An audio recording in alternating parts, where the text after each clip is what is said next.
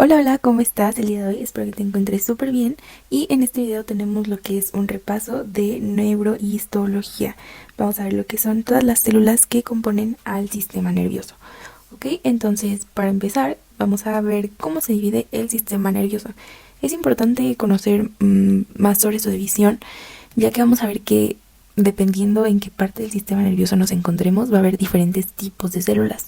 Pero bueno, ¿cuáles nos van a importar principalmente? Vamos a ver que aquí tenemos principalmente lo que son las células del sistema nervioso y se componen por dos partes muy importantes, que es la neurona, la famosísima neurona. Creo que la mayoría hemos escuchado de esta neurona.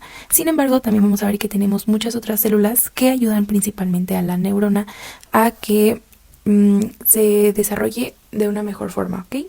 La neurona vamos a tener que es la unidad funcional del sistema nervioso y va a tener principales capacidades como lo que son de excitabilidad, conductividad y plasticidad. Vamos a ver que esta célula es una célula muy especializada, por lo que sus propiedades que vemos aquí pues son solo características de la neurona. Pero la neurona es un poco inútil solita. Prácticamente es un bebé que necesita que la cuiden otras células.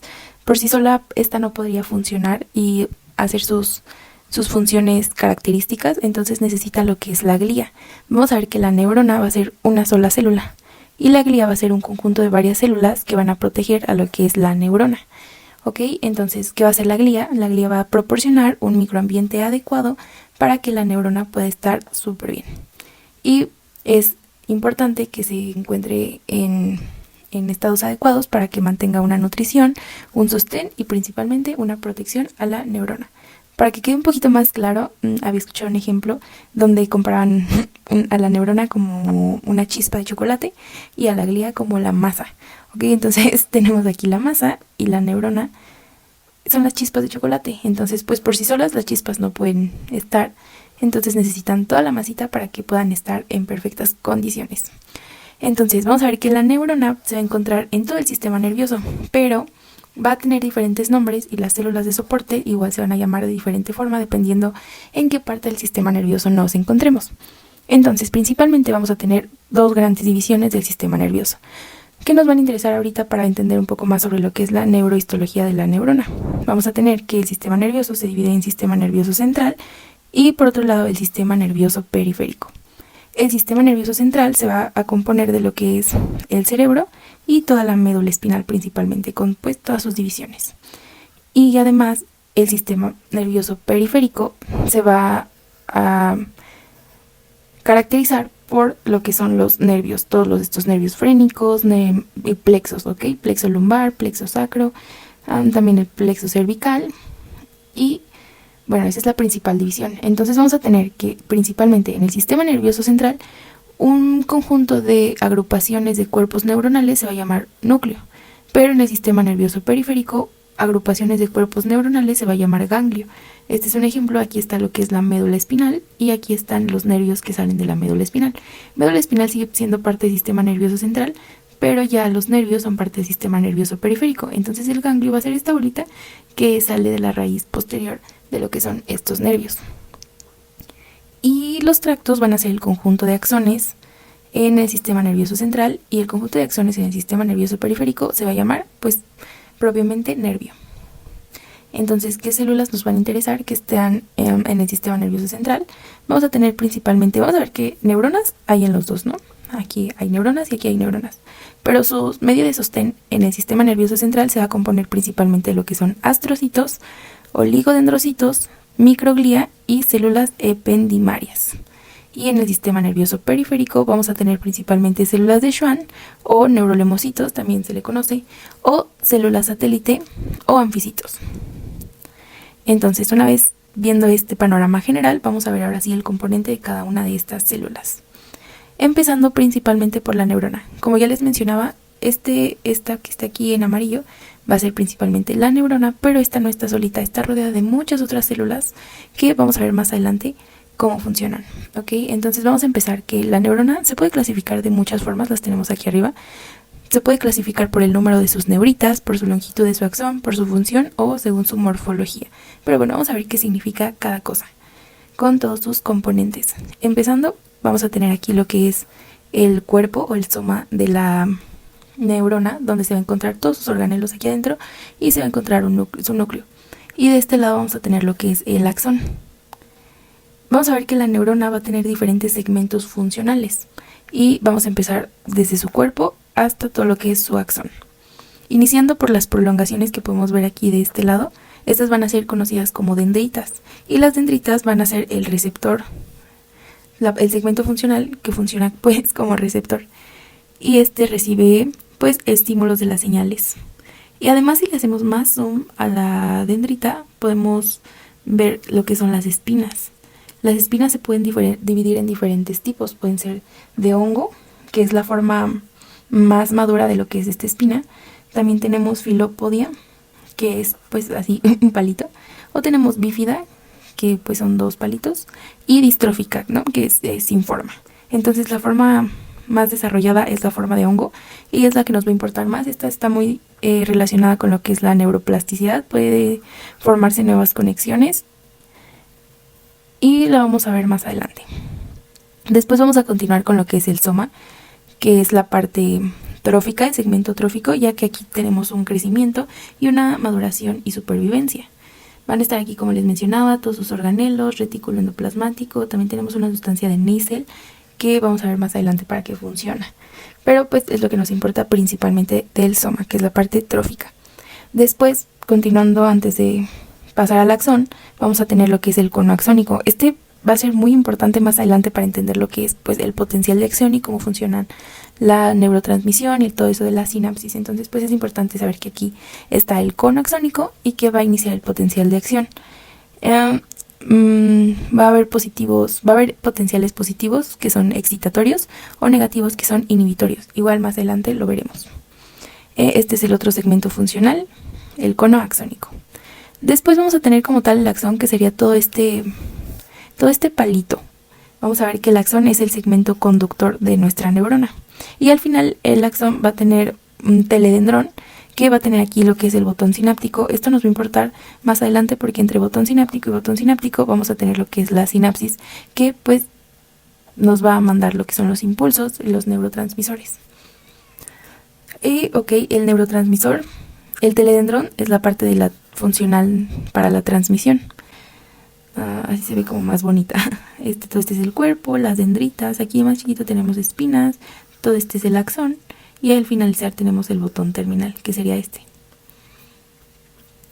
Y ok, continuamos.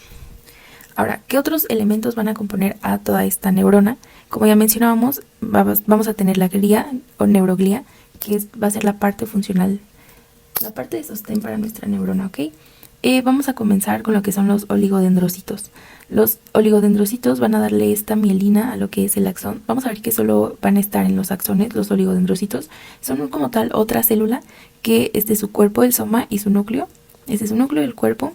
Y vamos a ver que su membrana citoplasmática se va a enrollar y va a darle la propiedad de mielina a lo que es nuestros axones. Pero es importante mencionar que, como ya vimos anteriormente, los oligodendrocitos solo le van a proporcionar la mielina al sistema nervioso central. A diferencia del sistema nervioso periférico, vamos a ver que las células de Schwann van a ser las que van a proporcionar esta mielina en el sistema nervioso periférico. Entonces aquí tenemos al oligodendrocito produciendo su capa de mielina. Después vamos a tener a lo que son los astrocitos. Estos van a ser muy importantes porque cumplen bastantes funciones. Como ven aquí están pues unidos a varias partes, ¿no? También es una célula grande. Ahorita vamos a ver sus características una por una. Ahorita estamos viendo como el panorama general para ubicarnos un poco en dónde estamos hablando. Aquí les puse una imagen para que se entienda un poco mejor del cerebro en el sistema nervioso central. Es como si le cortáramos un cachito y le hiciéramos después el zoom y veríamos aquí todo lo que hay.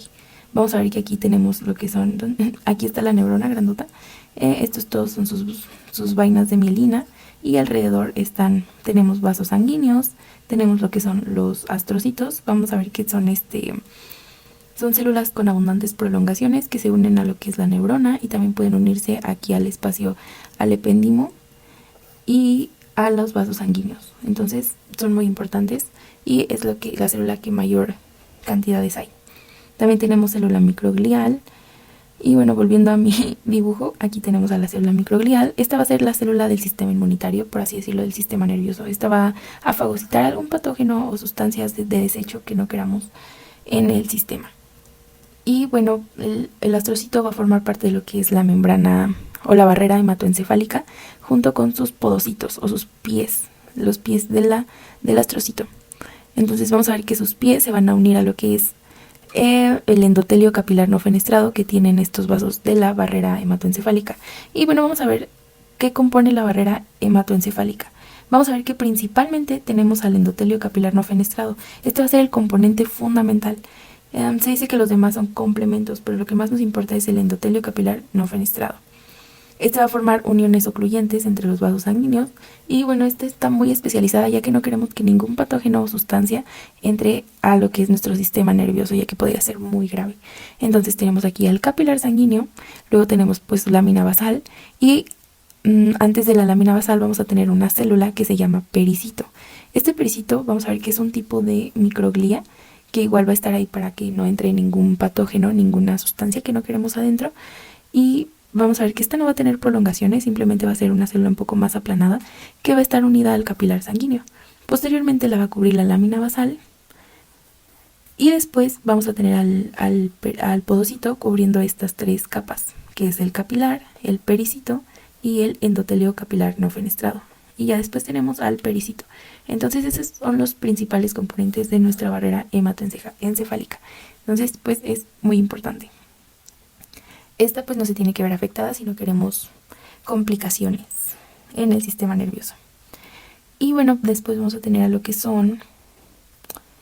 me faltó mencionar que aquí los podocitos están íntimamente relacionados con lo que es el espacio intersticial que forma al sistema linfático.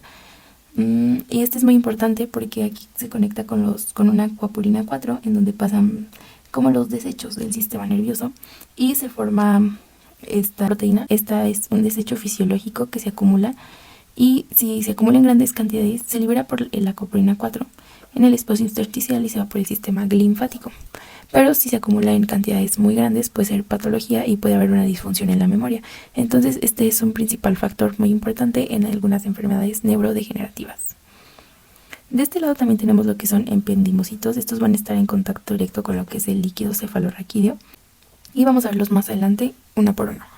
Ok, entonces esa es la visión general de todas las células de nuestro sistema nervioso. Vamos a empezar con la glía, o también se conoce como neuroglía, glía o neuroglía. Esta puede multiplicarse y ya como mencionamos va a ser sostén, nutrición y protección para las neuronas. Y va a componerse por astrocitos, oligodendrocitos, microglía y células ependimarias en el sistema nervioso central y células de Schwann o células satélite en el sistema periférico. Vamos a empezar con lo que son los astrocitos. Como ya vimos, cumplen múltiples funciones, son muy importantes, las encontramos en mayor cantidad en el sistema nervioso central. Entonces vamos a ver qué van a hacer estos astrocitos. Van a ser con forma de estrella y tienen muchas prolongaciones. Vamos a ver que sus ramitas pueden pueden hacer hasta 50 o 60 prolongaciones, o sea, son bastantes. Y también van a cumplir una función principalmente de soporte, barrera sanguínea y equilibrio electrolítico. Y van a estar en el espacio sináptico, en el intersticio, y evitan la difusión cruzada de neurotransmisores. Y comunican o modulan información entre neuronas. Se me olvidaba mencionar que justamente van a estar aquí en este espacio sináptico, como cubriendo esto, para que los neurotransmisores no se salgan y se unan a otras neuronas en las que no tienen que hacer sinapsis. Entonces van a estar aquí alrededor de nuestro espacio sináptico, los pies de estos astrocitos cubriendo pues todo esto. Entonces también son muy importantes para regulación de la sinapsis. ¿Qué más? Su pie terminal está en contacto con vasos sanguíneos, igual modulan el flujo de la sangre. ¿Qué quiere decir esto? Que la neurona como tal nunca va a estar en contacto con el flujo sanguíneo, sino va a estar este astrocito como intermediario para el paso de toda la nutrición de lo que es nuestra neurona. Y aquí podemos ver una imagen donde tenemos a los pericitos, el endotelio capilar y nuestro pericito. Bueno, aquí podemos ver que tiene edema. Y se enrosca alrededor del capilar y la acuapurina 4 constituye aproximadamente el 35% del área de la superficie del pie que se yuxtapone al capilar. Tiene actividad neurogénica Y vamos a ver que de los astrocitos vamos a tener dos tipos. Bueno, vamos a ver que también el astrocito va a tener una proteína gliofibrilar ácida y esto lo podemos identificar con una prueba de inmunohistoquímica. Vamos a ver que sus funciones principales van a ser de sostén, soporte, por sus prolongaciones. Algunas se fijan a la pía madre, que es la capa más interna de las meninges. Podemos volver aquí a nuestra imagen. Entonces aquí, como vemos, está la pía madre. La pía madre va a tener igual irrigación sanguínea y va a estar en contacto directo con nuestros astrocitos. Entonces vemos que aquí tenemos a la pía madre, células también ependimarias y a los vasos sanguíneos, como ya les mencionaba, y otras a la superficie neuronal. Va a ser un importante componente para la nutrición, ya que transporta glucosa y electrolitos a la neurona. Y almacena todo el glucógeno presente en el cerebro humano, también sintetiza glutamato y GABA y pues es importante, forma parte de la barrera hematoencefálica. Y vamos a ver que, como les mencionaba, hay dos tipos de astrocitos. Como podemos ver, un astrocito que se llama protoplasmático y también tenemos un astrocito que se llama fibroso. Entonces aquí podemos ver pues que son bastante diferentes. Empezando por las características del astrocito protoplasmático, vemos que este tiene prolongaciones cortas y va a estar principalmente en lo que es la sustancia gris. Este va a tener un cuerpo grande, fusiforme o cuboideo y también va a tener prolongaciones gruesas, cortas, abundantes y bastante ramificadas, ¿no? Entonces podemos ver que aquí tiene demasiadas ramificaciones, son como todos estos arbolitos que tiene el astrocito. Y a diferencia del astrocito fibroso, este va a tener prolongaciones largas y va a estar principalmente en la sustancia blanca. Y va a tener un cuerpo más aplanado y emite largas fibras escasamente arborizadas. Nada más son como estas ramitas. Entonces pues vemos que aquí está arborizada, que parece un arbolito. Y pues aquí nada más es la prolongación así como tal, sin ramitas. Y bueno, ese sería principalmente las características del astrocito. Igual hay células de Müller en la corteza cerebral y la glía de Bergman en la corteza igual cerebral. Aquí es cerebelosa, perdón, y aquí es corteza cerebral. Después vamos a pasar con la mielina, como ya lo veíamos un poco anteriormente. Vamos a tener a los oligodendrocitos y a las células de Schwann, o también se conocen como neurolemocitos. Entonces, ¿qué es la mielina? Vamos a ver que la mielina es una capa densa y gruesa que es el resultado de la superposición de la membrana plasmática de una misma célula, ya sea Schwann o el oligodendrocito. Entonces, vamos a empezar con el oligodendrocito. El oligodendrocito va a ser muy similar al astrocito, pero va a tener menos prolongaciones. Este se va a poder unir, va a tener unas prolongaciones de 20 a 40, de 15 a 30 micrómetros. Van a ser ovoides, esféricos o poliédricos. Y vamos a ver que se localizan principalmente, son perineurales en la sustancia gris e interfasciculares en la sustancia blanca. ¿Cuál va a ser su función? Va a ser la mielinización, va a producir y mantiene la mielina. Y le da mielina a varias acciones, pues al igual que sus prolongaciones, de 20 a 40. Entonces vamos a ver aquí al oligodendrocito, este sería su cuerpo, su núcleo es bastante grande y vamos a ver que tiene múltiples prolongaciones que le van a dar bastante mielina a lo que son las neuronas que estén periféricas a él. Vamos a ver que aquí hay un espacio chiquito donde queda sin mielina y vamos a ver que este espacio que no tiene nada de mielina se conoce como nódulo de Ranvier y muestra el axón en contacto con el espacio extracelular, quiere decir que no tenemos célula de mielina. Este sería el axón, como ya vimos, de la neurona, y varios axones forman fibras nerviosas. La mielina va a ser un aislante que no permite intercambio iónico. Esto más adelante nos va a servir para entender cómo funciona la conducción en el potencial de acción. Y la mielina va a estar formada principalmente por glicofosfato, esfingolípidos, colesterol y neuropéptidos. Y por diferentes proteínas. Vamos a ver que con las células de Schwann van a tener las dos proteínas básicas de mielina, pero aquí en los oligodendrocitos van a tener proteína proteolipídica. Y a diferencia de los de Schwann va a haber proteína cero de mielina. Alguna alteración en este tipo de mielinas puede provocar polineuropatía desmielinizante como de Charcot-Marie o algún otro tipo de patología igual que sea desmielinizante. Vamos a ver que la mielina va a ser muy importante para el desarrollo. Esta se inicia principalmente en la infancia, pero no termina hasta ya cuando somos adultos. Y bueno, vamos a continuar con lo que son las células de Schwann. Vamos a tener aquí que estas células van a rodear a los axones en el sistema nervioso periférico. Pero a diferencia de los oligodendrocitos, solo una célula puede encargarse de un solo axón. Esta no va a tener muchas prolongaciones como lo que era el oligodendrocito. Vamos a ver que solo una célula se va a enrollar en el axón solito. Entonces aquí tenemos lo que es el axón. Este es el núcleo de la célula de Schwann. Y es como si lo enrollaras. El axón está enrollando, lo estás enrollando en la célula de Schwann. Entonces igual es la prolongación de su citoplasma que se va enrollando poco a poco. Creo que aquí tengo otra imagen. Aquí se puede ver cómo se va enrollando la célula de Schwann en la fibra del axón. Este tiene un proceso más largo, pero ahorita en general esto es lo que nos interesa. Más adelante vamos a ver más específico lo que es cómo funciona la mielinización o el proceso, pero en general tenemos estos pasos. Vamos a empezar la migración de las células de la cresta neural a lo largo de las prolongaciones neuronales, que serían estas de aquí. Y después van a constituir una envoltura discontinua en la que cada célula cubre un segmento internodal. Vemos que aquí también vamos a tener segmentos internodales porque los nódulos de Ranvier van a estar aquí, entonces están entre los nódulos. Y van a girar en torno a la fibra, rodeándola con su membrana. Cada vuelta se va a ir estratificando y también se le conoce como mielina o neurilema. El neurilema prácticamente va a ser la última capa que enrolle este rollito de mielina. Entonces también va a haber aquí unas incisuras que se conocen como incisuras de Schmidt-Lantermann, y alrededor va a estar el citoplasma de lo que es la célula de Schwann. Y bueno, igual se menciona que aquí forma un collar citoplasmático externo de la célula de Schwann y también un collar interno. Y bueno, eso es lo más importante de estas células mielinizantes. Vamos a continuar con el sistema nervioso central. Vamos a tener aquí a lo que es la microglía, o también se le conoce como célula de Río Ortega.